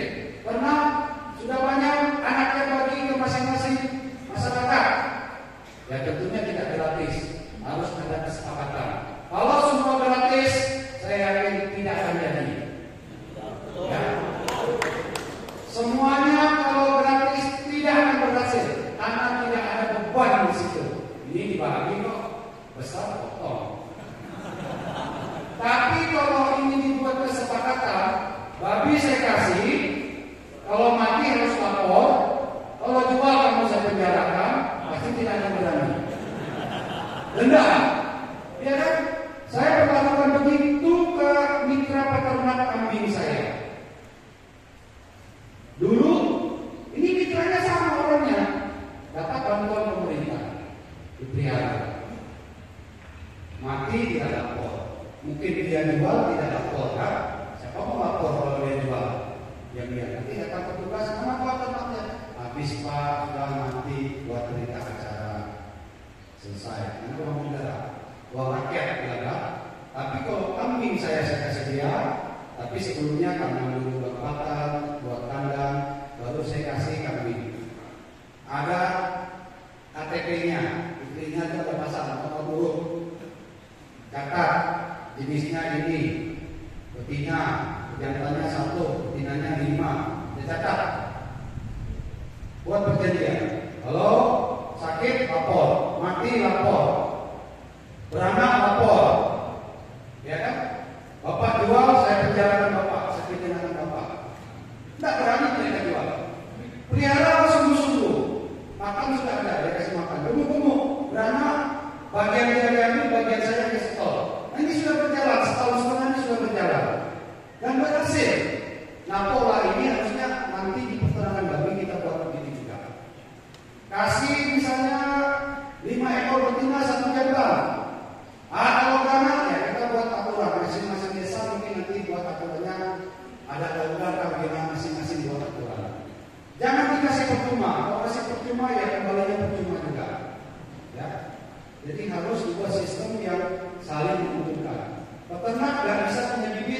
desa yang siapin dari usaha peternakan yang kita buat di kami. Jadi nantinya satu desa harus buat deadlock pembibitan. Jadi saya tantang kepada aparat desa, masing-masing buat, nanti saya kirim indukan babi. Ya. Berdoa saja dalam tahun ini sudah ada beberapa deadlock yang nanti akan saya lakukan. Itu sebagai sumber kita nanti untuk mengembangkan bibit-bibit babi. Karena yang paling susah adalah bibit saat ini. Oke, jadi sekian penjelasan panjang lebar dari saya. Mungkin ada sesi tanya jawab 3 ya. 3 orang saja ya bertanya. Ya, saya dulu. Saya kasih waktu 3 orang untuk bertanya.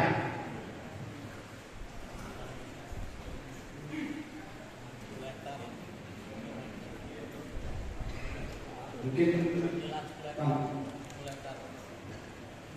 saya selain usaha peternakan kambing, sekarang saya mengembangkan sektor peternakan pemurnian sapi Bali.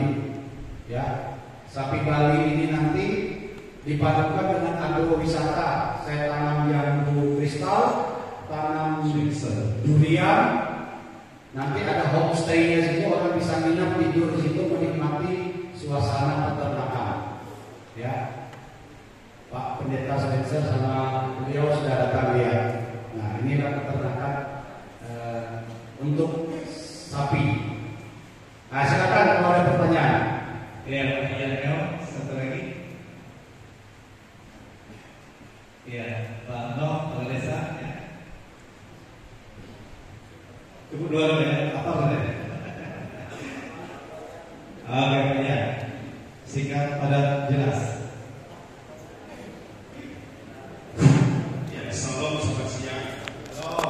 Seluruh 2 bulan yang lalu kita dari Kredit Union dari Lestari, kebetulan saya salah satu pengurusnya dari sejak 98. Kami minta bahwa kami menghadap ketua daerah dan jajarannya termasuk ketua Prakarya, minta waktu untuk menjelaskan apa sih tujuan SIM sebenarnya. Ternyata kami tidak dapat waktu kali ini. Kami hanya minta 1 jam. Nah, ternyata impian dari SIM tadi hari ini luar biasa. Seandainya datang tadi langsung nyambung dengan Pak Asep.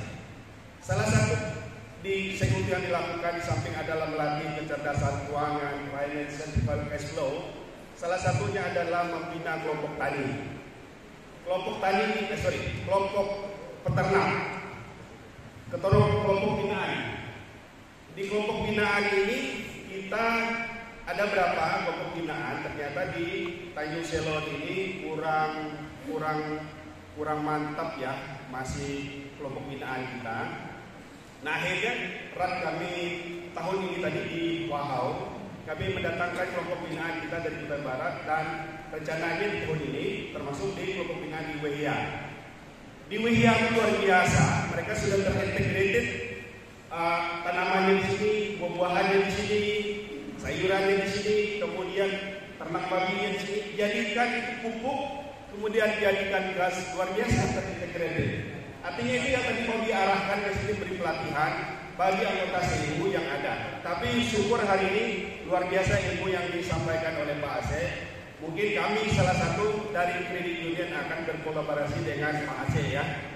Yang pertama, kami akan sampaikan ketika pulang rapat dalam pengurus. Mungkin kami yang akan minta bimbing pertama. Kedua, yang kami mau sampaikan kemarin juga berkaitan dengan kelompok tani yang sudah dibina luar biasa, sudah maju di Kutai Barat. Kebetulan kita ini ada 28 TB Kredit Union dari Lestari. Salah satu yang sudah jalan sana, mereka berkolaborasi dengan desa, bumdesnya atau desa. Ini luar biasa arahan Pak Arif Asik tadi, bahwa kalau ini ditangkap langsung oleh kepala desa, luar biasa ekonomi di desa. Seandainya disampaikan Pak Asik itu kolaborasi antara SIMU, Pak Asik pemerintah desa, itu luar biasa. Mari kita tangkap ini untuk kemajuan Prakarya itu sendiri. Karena pemegang tulang punggung ekonomi adalah Prakarya. Terakhir, mungkin ke depan, karena hasil rapat kami di DCU, itu ke depan kita mau supaya di badan-badan yang ada di DKI ini membuka kesempatan untuk memberi materi pelatihan bagi masyarakat di desa. Karena selama ini orang GKI banyak mengambil peran di dalam awal berdirinya SEU realisasi. Tapi yang manfaatkan sekarang SEU yang lebih banyak maju hanya dari kategori saudara luar biasa. Pasul itu proaktif. Karena dulu SEU dibangun hanya 20 juta. Sekarang sudah triliun dananya. Bahkan banyak dana yang nganggur. Karena banyak anggota kita yang tidak menunjukkan karena tidak pendidikan dasar. Nah, oleh karena itu yang terakhir ini ambil kesempatan ini supaya desa-desa kita bisa berkolaborasi. Sedangkan daya lestari sendiri itu sudah 1 T lebih dan sisa banyak yang nganggur. Nah, oleh karena itu untuk Pusukina sudah 10 T lebih. Nah, itu ini anggota ya. Oleh karena itu mari kita majukan ekonomi pertanian lewat yang sudah sampaikan Asif, pendanaannya dan kelompok binaan Dewan Pembina Dunia termasuk desa-desa maupun lembaga lain. Terima kasih. Jadi mendengar ternak yang sudah disampaikan, betul-betul saya sangat tertarik karena sudah berapa bulan tidak makan daging babi. Ada saya pelihara babi, 1 jantan 1 betina, tidak pandai kawin-kawin. Ini jantannya kecil, betinanya sudah besar, ini sudah mau 2 tahun. Mereka 2 berkumpul. Ada lagi warga yang datang sewa dia punya jantan itu, tapi tidak pandai kawin dia. Ada juga jantan yang tidak pandai kawin. Jadi ini juga yang saya mau belajar nih Pak, bagaimana cara babi kawin supaya bisa berkembang. Jadi saya juga sama potong jantan, mana tahu nanti dia bisa kawin, saya tidak bisa kawin-kawin. Jadi ini mengenai. Kemudian yang pertanyaan saya Pak, kenapa Pak menyinggung tadi dana desa? Ya kebetulan juga ini di Desa Mara 1. Ya inilah satu program kami untuk berternak sebenarnya. Tapi mumpung ada kesempatan pada hari ini, ya inilah satu ketertarikan kami untuk kerjasama sama beliau ini. Bagaimana nanti caranya ke depan?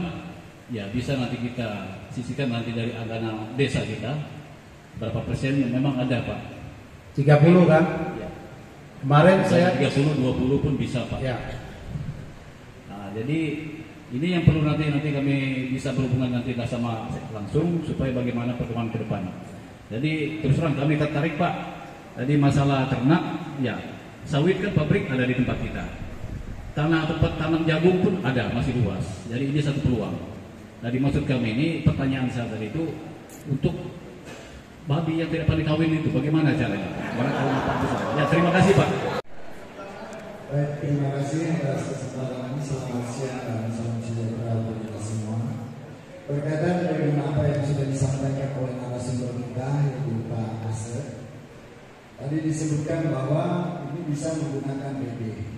BD kami bisa jual cuma 900 juta. Dan 30% dari 900 juta ini bisa kami anggarkan untuk ketahanan pangan. Artinya ini bisa kami alokasikan untuk pengadaan ternak babi atau pembibitan. Ya. Pertanyaannya Pak, pertanyaannya, karena kami dulu pernah menganggarkan untuk itu. Ketika kami menganggarkan harga masih 500.000. Begitu kami mau mencairkan dana, sudah cair dananya, kami tanya kembali, harganya sudah 1,5 juta. Sehingga kami simpakan, karena anggaran yang kami anggarkan tadi tidak mencukupi sesuai dengan volume yang sudah kami tentukan. Nah, apakah Bapak bersedia memberikan bibit sesuai dengan yang kami anggarkan di BD nantinya? Ini pertanyaan. Terima kasih. Itu lebih untuk penegasan bahwa program ini sebuah program yang sangat menjanjikan dan kami siap untuk berkolaborasi untuk memajukan program peternakan babi ini. Ya. Kemudian yang kedua tentang kenapa babi tidak mau kawin dan jantan. Biasa pejantan itu sangat rakus sekali kalau sudah tahu kalau betinanya diraih. Ada 2 kemungkinan. Yang pertama betinanya tidak keluar birahinya, sehingga si pejantan tidak tertarik, tidak terangsang. Ya, bisa karena pengaruh si indukannya yang tidak birahi. bisa karena faktor makanannya, hormonnya, ya. Karena yang saya tahu, kalau betinanya birahi keluar lendir, berbau, itu si pejantan langsung nyosor itu. Ya, kalau kasih kandang sebelah dia pasti ngamuk-ngamuk pindah. Nah, kemungkinan itu nanti bisa kita komunikasikan sama petugas hewan, suntik dia untuk meningkatkan hormon. Ya, bisa juga karena pengaruh makanannya. Ini babinya gemuk apa enggak, Pak? Sedang. Kalau dia tidak gemuk betul, maksudnya kurang nutrisinya, dia tidak akan birahi, jarang membirahi. Nah, oleh karena itu nanti saya hubungi teman kita ke Taufik, ya, ajak ke sini untuk lihat suntik dengan hormon untuk meningkatkan libidonya dia, supaya dia mau kawin. Nah, menyangkut tadi anggaran DD, selain DD ADD ada DD juga kan, 2 ya. Tadi kemarin saya ketemu Kepala Desa Longbuang, Pak Franpit, teman saya masa kecil di Berau. Dia besar-besarnya di Berau. Kemarin ke peternakan kambing, habis itu kami bawa ke peternakan babi. Beliau mau menganggarkan karena ternyata di sana hampir 3 miliar mereka DD sama ADD. Tahun ini mungkin tidak tahu sempat ya, tahun ini ya. Penganggarannya itu tahun depan ya. Karena yang tahun ini kan sudah tersusun kan. Nah, kalau tahun depan semua kepala desa menganggarkan untuk DD ADD-nya 30%, buat dulu kandang. Ya. Kandang nanti contohnya datang ke tempat kami dulu, Belarai. Contoh itu habisnya cuma 150 juta. Ya mungkin kalau ke daerah dulu, ke daerah kita ada dalam ongkos transport, bawa bangunan apa segala macam mungkin ya 200 juta lah. Itu sudah dengan safety tank yang penampungan kotorannya. Ini nanti kotorannya bisa kita manfaatkan untuk gas, bisa kita manfaatkan juga kalau dia sudah kering bisa kita untuk pupuk, bisa tanaman sayur-sayuran bisa kita tanam. Ya. Kemarin saya uji coba di peternakan kambing menggunakan kotoran kambing. Itu buat bedengan 50 meter, jadi 1 meter lebar, ada 2 bedengan 25 meter, 25 meter. Saya tanam sawi sama bayam itu dapat 3 juta. 1 bulan 10 hari sudah panen sawi sama bayam, 3 juta. Itu penghasilan tambahan untuk keluarga. Ya. Jadi mungkin itu masalah kerjasamanya. Ayo, saya siap.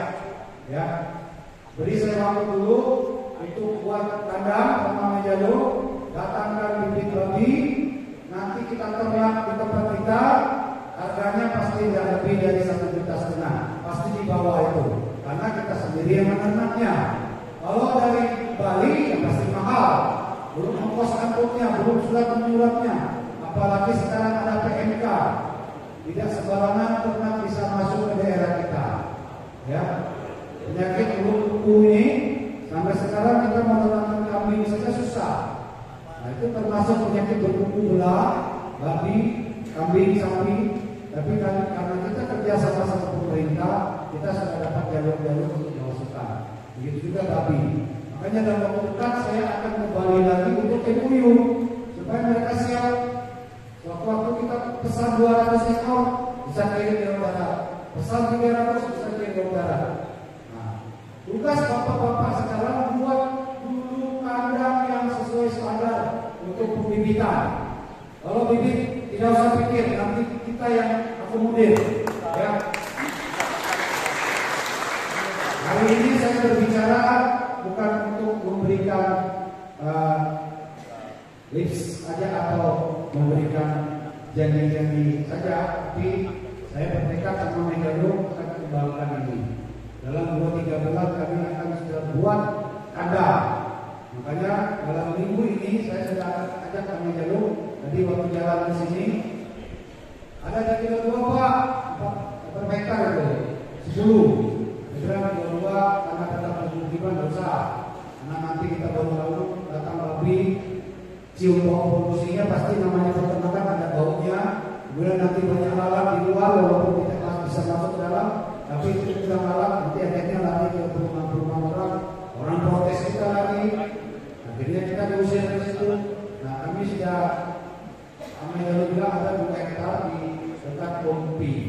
Maka saya bilang nanti akan lihat lokasinya, cocok, kirim alat, busur, mulai buat kandang. Sekaligus gudang untuk mencetak pakan. Ya, itu program saya dalam 2 bulan ke depan ini. Saya harus membarengi dengan semangat dari saya, dicetuskannya saya harus memulai supaya bapak-bapak bisa yakin. Ya, demikian mungkin sampai di sini. Tidak ada lagi yang bertanya. Sudah lapar semua ini. Masih ada satu pertanyaan terakhir? Ya.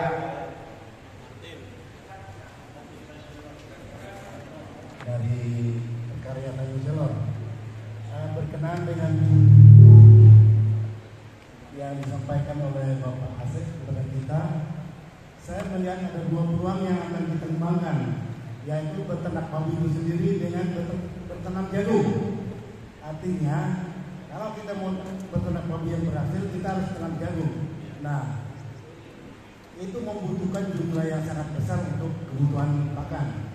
Nah, pertanyaannya, apakah juga Bapak bersedia juga untuk bermitra dengan penanaman jagung itu, Pak?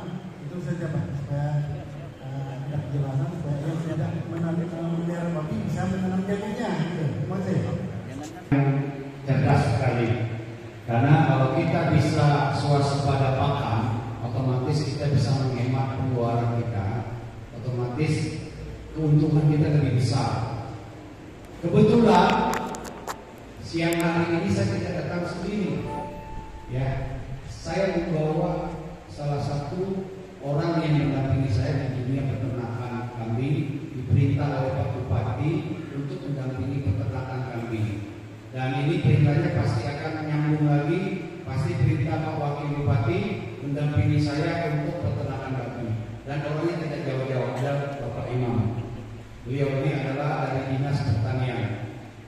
Silakan Pak Imam bisa bantu jawab bagaimana program yang namanya jagung.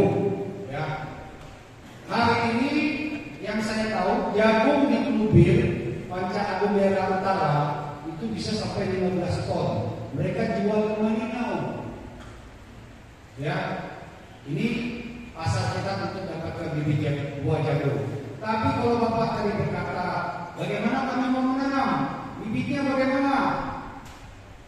Pak Imam bisa jawab, karena saya tahu bibit jagung tiap tahun itu disediakan berlimpah. Bahkan ini peluang kan? Kalau nanti peternakan lebih mulai, bapak-bapak secara otomatis pasti kita minta untuk tanam jagung. Bibitnya Mas Imam yang bisa menjawab. Saya minta waktu Mas Imam mungkin beberapa menit bisa memberikan penjelasan. Ya, terima kasih. Sebetulnya pertanyaannya apakah Pak Asep sanggup menampung hasil jagungnya itu kan tadi Pak Martin ya? Iya, saya pikir mampu, jangankan bibit jagung, ternak nanti juga mampu menampungnya kan begitu. Jadi tidak usah khawatir karena setiap tahun juga yang namanya Dinas Pertanian selalu memberikan bibit jagung. Tinggal bagaimana kita menanamnya saja. Terkadang kalau kami petugas di lapangan ditanya, mana jagungnya Pak? Oh sana, ujungnya langit. Nggak tahu di mana tempatnya. Nah, ternyata bibitnya dari bawah kolong. Nah itu sudah tidak ada lagi, sudah tidak zamannya lagi sekarang seperti itu. Peternakan babi kita bangun hari ini, puji Tuhan kita selalu bersyukur bahwasanya sudah ada orang hebat di depan kita yang mau menampung hasil peternakan babi kita. Jadi sudah tidak ada lagi bahasa gagal, sudah tidak ada lagi jagung tidak ditanam. Jagung ditanam, beliau siap menampungnya. Kenapa? Karena semalam 3 hari ini saya sudah meramu bagaimana pakan untuk babi kita.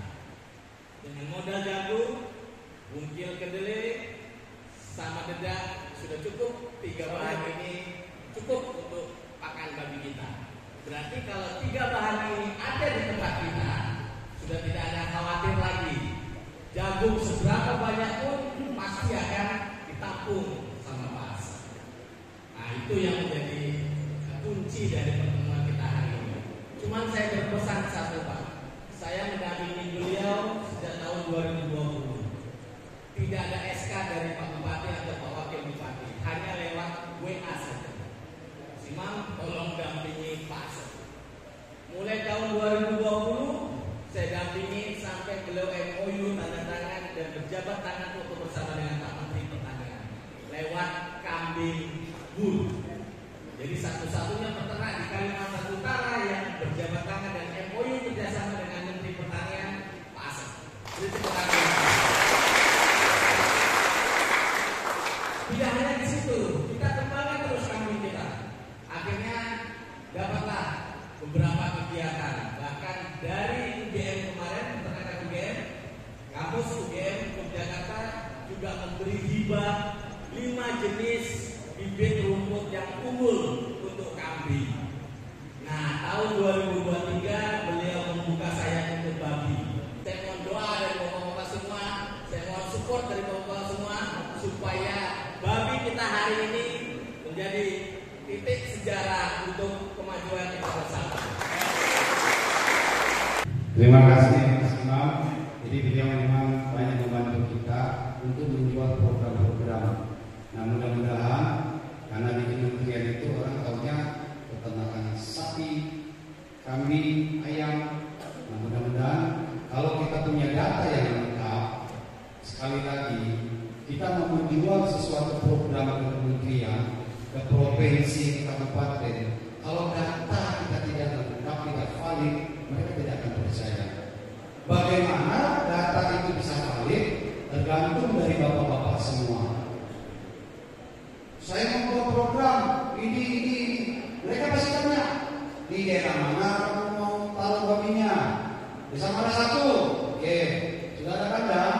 Belum. Kandang saja belum buat. Nanti datang babinya ditaruh di bawah kolong, ditaruh sembarangan, mati. Oleh karena itu kita berkolaborasinya. Saya punya ide, saya punya pendanaan, bapak punya sarana. Ya, buat kandang. Kalau masalah tadi bidang jagung, kami sudah akan ya minta waktu, jangan ditangani sekarang dulu. Ya, siap dulu kami punya gudang, siap penggilingan kami, jagung bapak kirim. Sekarang aja nih banyak yang peternak lokal beli pakan itu harganya 500 sampai 600 ribu. Lah kalau kita bisa jual harga 300 ribu, masa orang nggak mau beli sama kita? Ya kan? Ambil jagung aja beli 500 ribu loh. Kalau dengan teknologi kita bisa datangkan bungkil sawit, jagung dari bapak-bapak semua dengan harga 5.000 per kilo, itu diolah hanya habis 200-300 ribu. Taruhlah 300 ribu. Sudah separuh biaya operasional untuk pakan bisa kita tekan. Ya, jagungnya nanti pasti kita tampung dengan kualitas tentunya yang kering. Ada standarnya ya. Itu semua ada aturannya. Yang jual sesuatu pun dia grade mutunya. Ya, jadi demikian penyampaian dari saya tentang satu peluang usaha di dalam berternak babi dan usaha untuk kebun jagung. Semoga apa yang saya sampaikan ini bermanfaat. Dan satu hal yang penting, bapak-bapak yang hadir hari ini sudah hari yang keempat, pulang dengan membawa semangat yang lebih tinggi lagi, berapi lagi, menjadi seorang pria yang strong, pria yang punya dampak bagi keluarga, meningkatkan ekonomi keluarga. Ya. Berikan aplaus lagi untuk Pak Asep.